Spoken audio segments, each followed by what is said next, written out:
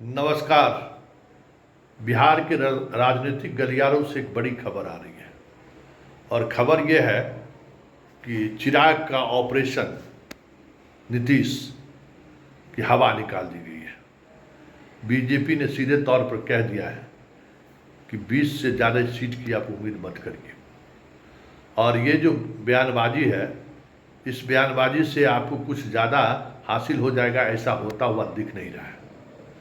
साथ ही संकेत भी साफ तौर पर दे दिया है कि इस तरीके के बयानबाजी से जदयू अगर असहज होता है और जदयू की तरफ से अगर तीखी प्रतिक्रिया आनी शुरू होती है तो फिर बहुत मुश्किल होगा एनडीए के साथ बने रहना।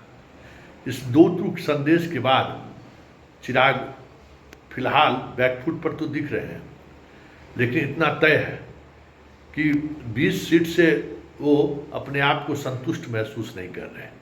उसमें कई ऐसी सीट वो चाह रहे हैं जो जिन सीटों पर फिर कहीं बीजेपी तो कहीं जदयू का कब्जा है।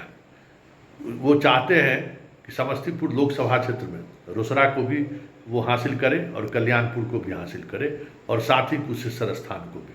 और तीनों जो रिजर्व कंस्टिट्यूंसी है उस तीनों रिजर्व कंस्टिट्यूंसी पर उनकी नज़र है और यही विवाद की एक बड़ी वजह बनती जा रही है। कल्याणपुर से महेश्वर हजारी जदयू के विधायक हैं, उनके भतीजा कुशेश्वर स्थान से विधायक हैं जदयू के, और यहाँ अगर हम बात करें रोसड़ा में तो रोसड़ा में बीजेपी के विधायक हैं तीनों जगह पर। और इनको लगता है कि ये पुरानी विरासत है, पिताजी के ज़माने से ये विरासत का केंद्र बिंदु रहा है, इसलिए ये सीटें हमें मिले।